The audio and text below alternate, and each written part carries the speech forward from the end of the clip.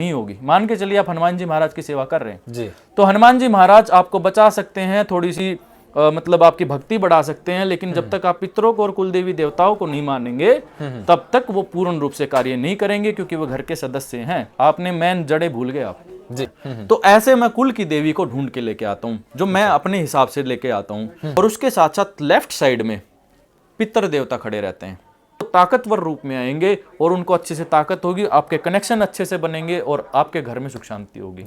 तो वो कुल देवी होती है, वो शुरुआत होती है जहां से आपका कुल चला, और वो कभी भी कनेक्शन कटेगा नहीं। वो कुल देवी आपके साथ में बन के रहेगी और साथ में चलेगी ही चलेगी। लोक प्रसार के सभी दर्शकों का विनय लंबा करता है स्वागत। सभी को नमस्कार। और मेरे प्रिय दर्शकों, आप सभी को पता है कि हम आप लोगों के लिए ऐसे ऐसे कंटेंट, ऐसे ऐसे वीडियो लेके आते हैं जो कि आपके जीवन की दिशा और दशा दोनों बदलने में सक्षम होते हैं।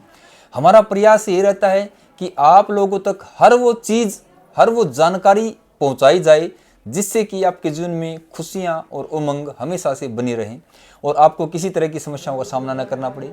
समस्याएं अनेकों तरह की होती हैं, सामाजिक होती हैं, भौतिक होती हैं, मानसिक होती हैं, शारीरिक होती हैं। कुछ समस्याएं जो सूक्ष्म जगत से संबंधित होती हैं। तो ये जो सारी समस्याएं होती हैं, इनके समाधान के बारे में हम बातचीत करते हैं और इसी से संबंधित वीडियो आप लोगों के समक्ष हमेशा लेके आते हैं। इसी कड़ी में आज हमारे साथ में जुड़े हुए हैं माँ दुर्गा शक्ति धाम देवराड़ा में हम बैठे हुए हैं और उनके जो यहाँ पे उनका लोगों का सुचारू रूप से समाधान करते हैं, उनकी चेकिंग करते हैं। और इस दरबार में वीर सिंह भैया जी को जो नाम है, उन्हीं के सपुत्र अरुण भैया जी हमारे साथ में विराजमान हैं। इनसे बातचीत करेंगे। आज का जो विषय होगा वो होगा कुल देवी से संबंधित। जितने भी दर्शक जुड़े हुए हैं, अगर आप लोगों को अपनी कुलदेवी का पता नहीं है, कुलदेवी क्या होती है, कुलदेवी की पूजा किस तरह से की जाती है, कुलदेवी के कार्य क्या होते हैं, कुलदेवी हमारे घर में कहाँ पे होती है, हमारी कुलदेवी कौन है, इस तरह के सारे सवालात लेंगे। और इसके अलावा सूक्ष्म जगत से संबंधित कुछ जानकारियाँ इनसे लेंगे और इस धाम के संबंधित जो इस दरबार जो यहाँ से चलाते हैं इसके संबंधित कुछ जानकारी लेंगे। तो उम्मीद करता हूँ आप लोगों को वीडियो पसंद आएगी। वीडियो में लास्ट तक बने रहें। इससे पहले एक छोटा सा निवेदन करना चाहूँगा, अगर चैनल को आपने अब तक सब्सक्राइब नहीं किया तो सब्सक्राइब कर लें और वीडियो को शेयर करें, लास्ट तक पूरा देखें। तो स्वागत करते हैं अरुण भैया जी का। अरुण भैया जी नमस्कार, जय श्री राम। जय श्री राम, जय माता की सभी को। माँ दुर्गा शक्ति धाम की तरफ से अरुण भैया का सादर प्रणाम। जी। तो भैया जी देखिए, आज के जमाने में दो ही मेन चीज हैं, एक तो हमारे पितृ देवता, एक हमारे जो कुल देवी होती है। और इन दोनों का हमारे जीवन में बहुत ही महत्वपूर्ण रोल है आज के दिन। तो पितरों से संबंधित कुछ जानकारी थी, महत्वपूर्ण जानकारियां आपके पिताश्री के माध्यम से हम ले चुके हैं, अपने दर्शकों तक पहुंचा चुके हैं। और आप लोगों को भी बता देता हूं कि हमारे चैनल पे वीर सिंह भैया के नाम से देखोगे पितरों की जो समस्या होती है वो किस तरह से उसका समाधान करें, तो आप लोगों को मिल जाएंगे। अगर नहीं देखी तो वो देख लें। तो भैया जी, कुलदेवी सबसे पहले नाम आता है कुलदेवी का।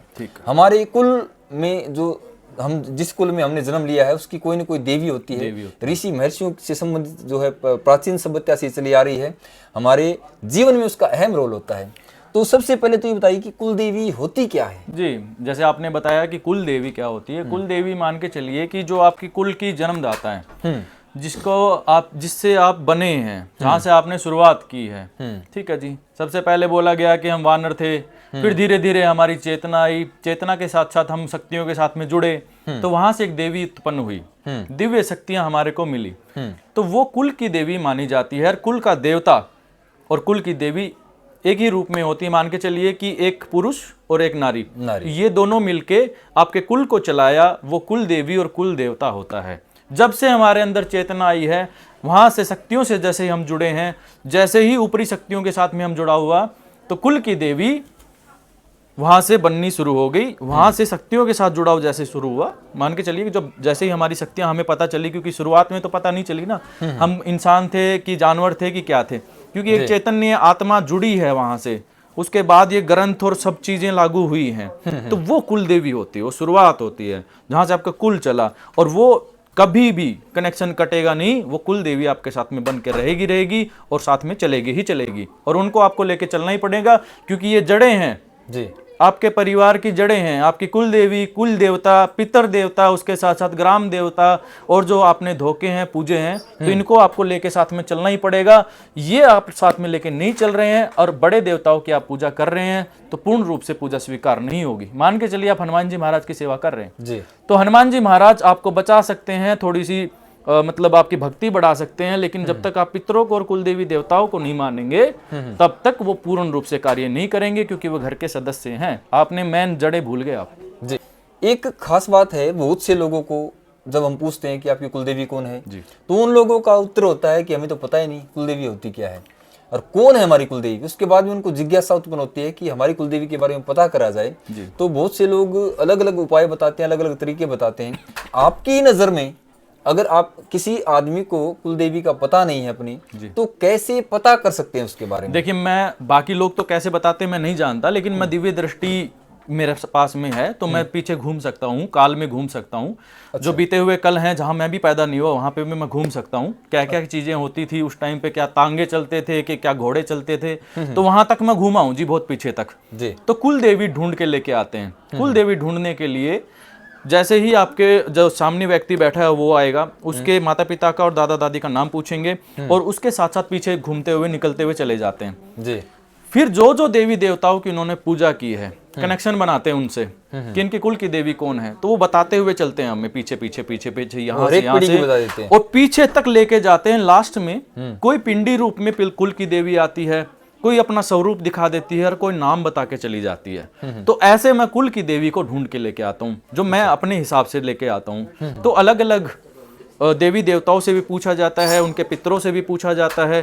खासकर तो मान के चलिए कि कई तो गलत कुल देवी को ढोक रहे हैं, लेकिन मैं उनको बोलता हूँ कि नहीं भी मिलती, कभी मेरे को नहीं भी मिलती तो मैं बोलता हूँ कुल देवी और कुल देवता को प्रणाम कर लो बिना नाम लिए, वो साथ में जुड़ जाएंगे, क्योंकि वो कभी नहीं हटेंगे, आपका कुल उन्होंने चलाया है।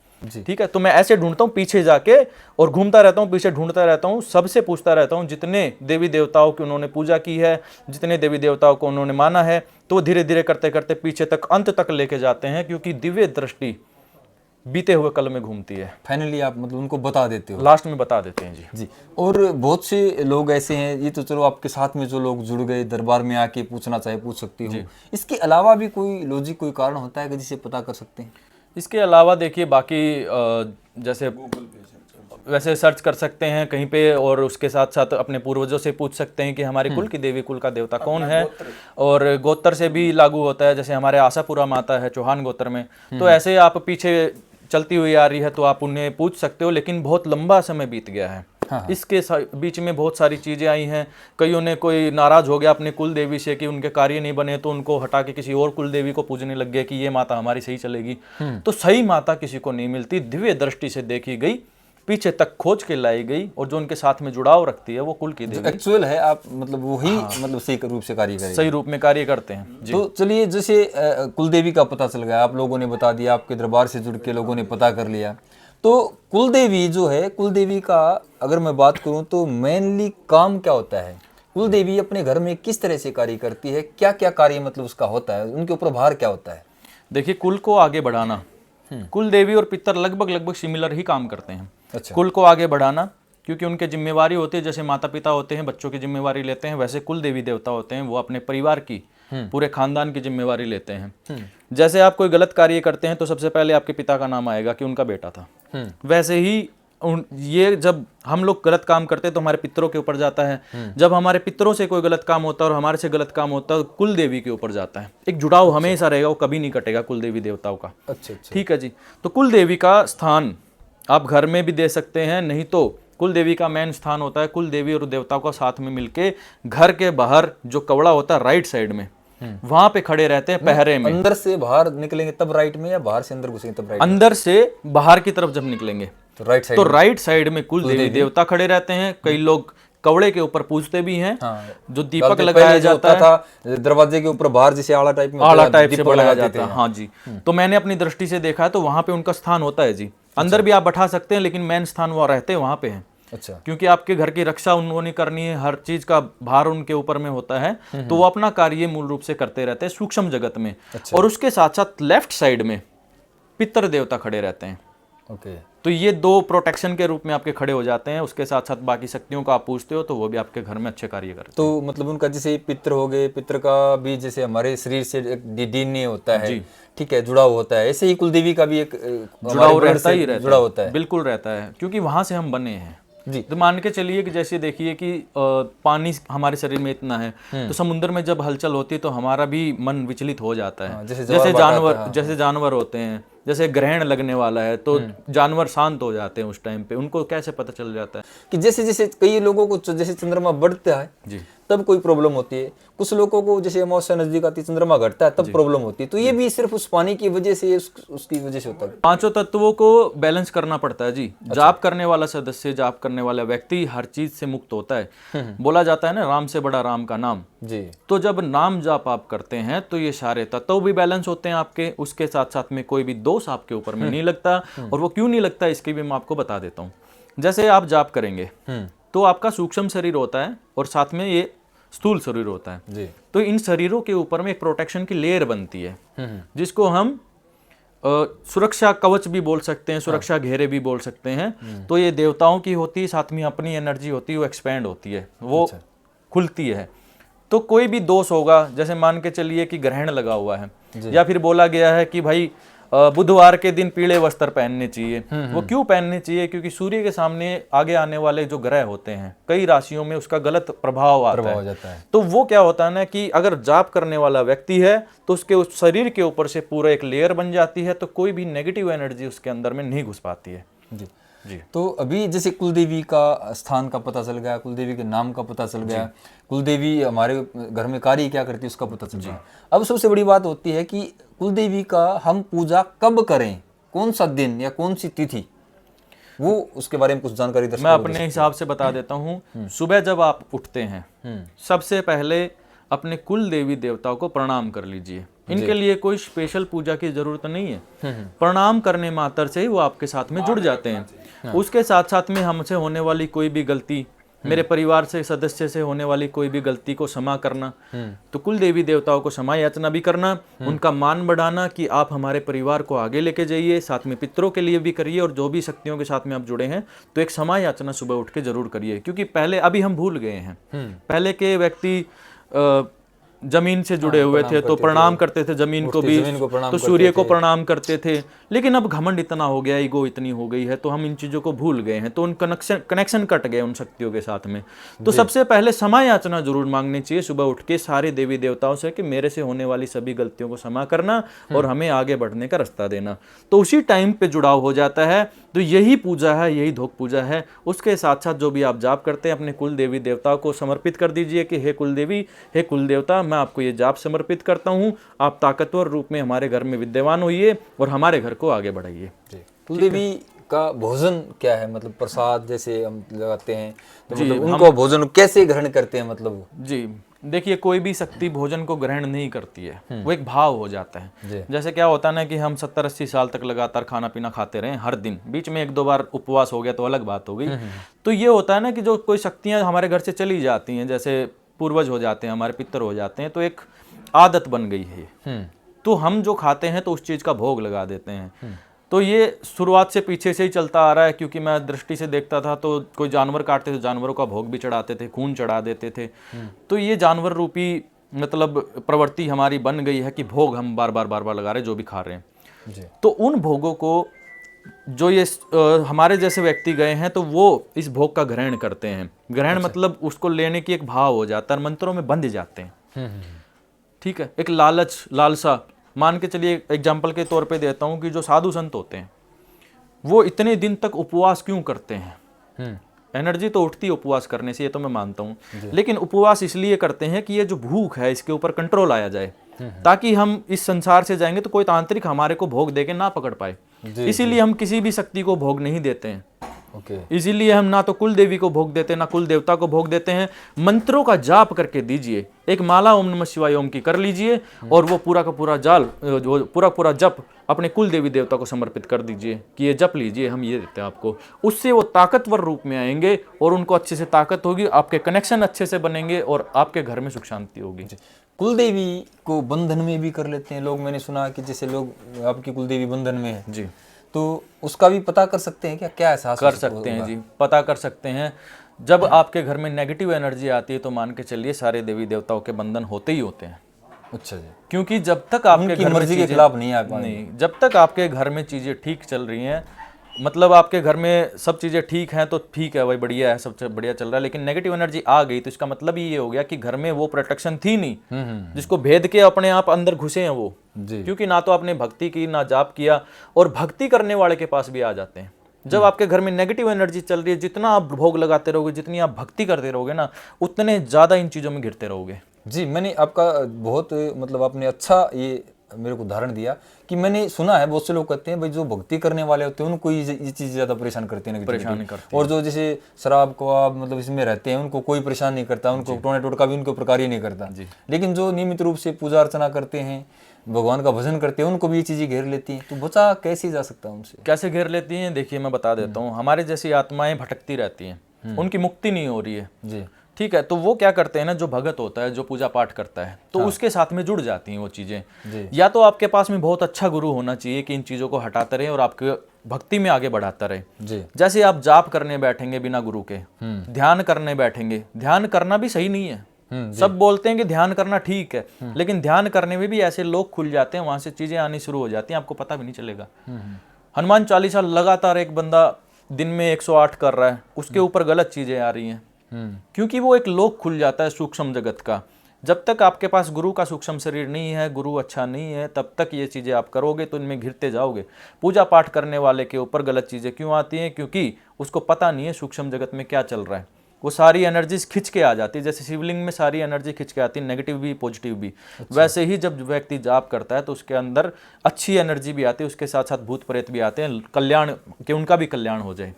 तो इसीलिए दिक्कत परेशानी होती है, कोई हटाने वाला नहीं है, क्योंकि उनको वो दिख नहीं रही चीज़ें। जी, तो कुलदेवी के बारे में अगर मैं एक चीज़ और आपसे सवाल लूंगा कुलदेवी के बारे में। कुलदेवी की ऊर्जा जो हम बढ़ाएं, जैसे पावर तो हर देवता की जो होती है, विश्व जाप के माध्यम से होता है अलग अलग, तो कुलदेवी का कोई स्पेशल मंत्र भी है क्या उसके, जैसे वो ही मंत्र उसको वो करे या कोई भी मंत्र दे सकते हैं? मैं तो ये बोलता हूँ जी, देखो आप कोई भी मंत्र ना करके सिर्फ एक मंत्र पकड़ लो जो आपको अच्छा लगता है, और उस मंत्र से आप कुछ भी कर सकते हो सूक्ष्म जगत में। अच्छा, मैं अपना अनुभव बताऊंगा, क्योंकि मैं तो अपना एक ही मंत्र करता हूँ। हनुमान जी महाराज मेरे इष्ट देव हैं, तो हनुमान जी महाराज का जाप करता हूँ, और इस जाप से मैं हर चीज़ ठीक कर सकता हूँ, हर जगह पहुँच सकता हूँ, हर जगह मतलब कनेक्शन बना सकता हूँ। तो एक चीज़ को लेके एक रोड पे आप चल के सब जगह पहुँच सकते हो, तो आपको अलग अलग मंत्र करने की जरूरत नहीं है। हाँ, ये होता है कि कोई तांत्रिक बार बार क्रिया कर रहा है तो उसके ऊपर पलटवार के लिए अलग मंत्रों की जरूरत होती है, वो भक्तों को सिखाए जाते हैं। जो सिंपल व्यक्ति होते हैं तो एक मंत्र लेके उसकी ऊर्जा के साथ आप कुछ भी कर सकते हैं।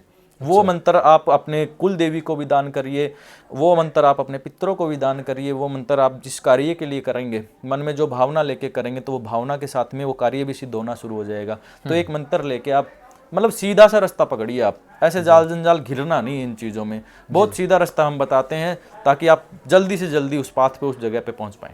मतलब एक समय में एक ही मंत्र करें बस, और उसको समर्पण जो है अपने कुलदेवी देवताओं को कर दो। जी जी, तो ये जो जानकारी है आप लोगों ने पहुंचाई, कुलदेवी से संबंधित है, हमारे जितने भी दर्शक जुड़े हुए हैं, आपके दरबार में अगर आप लोगों के पास कोई जुड़ना चाहे और कुलदेवी से संबंधित जानना चाहे और कुलदेवी से संबंधित सारी बातें, क्योंकि जिज्ञासाएं होती है जैसे मेरे मन में थी और आप लोग हम लोगों ने मिलकर जो जनता तक पहुंचाई वो चीज़ें, तो हर कोई जानना चाहता है। तो आपके दरबार में लोग कब आ सकते हैं और कब आपसे मिल सकते हैं और किस तरह से अपना समाधान करवा सकते हैं?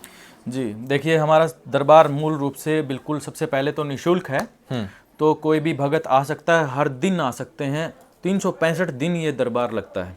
ठीक है जी, और उसके साथ साथ चेकिंग करवा सकते हैं। निकिशा बहन जी दरबार में रहती हैं, चेकिंग हो जाएंगी। बाकी भी सदस्य हैं जिनकी दिव्य दृष्टि खुली है तो वो भी चेक करके बता सकते हैं।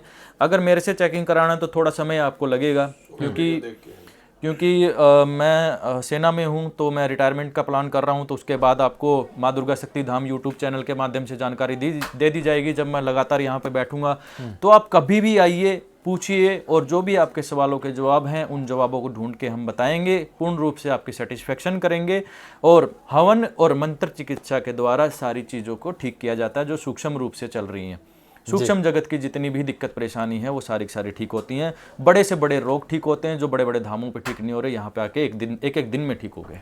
जी धन्यवाद, शुक्रिया आपका बहुत बहुत। तो दर्शकों, ये थे अरुण भैया जी माँ दुर्गा शक्ति धाम देवराला से, और आप सभी के निमित्त इतनी अच्छी जानकारी इन्होंने दी। कुलदेवी के जितने भी सवाल होते हैं, आपने काफ़ी दिन से मेरे को परेशान करके रखा था कि कुलदेवी से संबंधित बातें बताइए और कैसे कार्य करती है, कौन सी कुलदेवी है हमारी। तो देखिए, हमें तो पता नहीं, हम जैसे जैसे इन जैसे महानुभावों के साथ में मिलते रहते हैं तो आप लोगों के निमित्त जानकारी पहुंचाते रहते हैं। कैसी लगी वीडियो कमेंट सेक्शन में जरूर बताएं। अरुण भैया जी की जानकारी जो है आप लोगों को कैसी लगी, और वीडियो पे अगर पहली बार आए हो तो चैनल को सब्सक्राइब कर लो, शेयर करो, सभी लोगों तक पहुंचाओ ताकि हर आदमी को अपनी कुलदेवी के बारे में जानकारी मिल सके। तो माँ दुर्गा शक्ति धाम देवराला से मैं आपका दोस्त विनय लांबा आप सभी से लेता हूँ विदा। सभी दोस्तों को नमस्कार, देखते रहें लोक प्रसाद। जी, एक जानकारी और देना चाहता हूँ। माँ दुर्गा शक्ति धाम जो यूट्यूब पे चैनल है तो लाइव आते हैं हर शाम 7 बजे बीर सिंह भैया जी, तो उसको भी आप सब्सक्राइब करिए, उसके साथ साथ में जुड़िए और अपने झाड़ा लगवाइए और घर बैठे अपनी चीज़ों को ठीक कराइए। जय माता की सभी को। जय माता।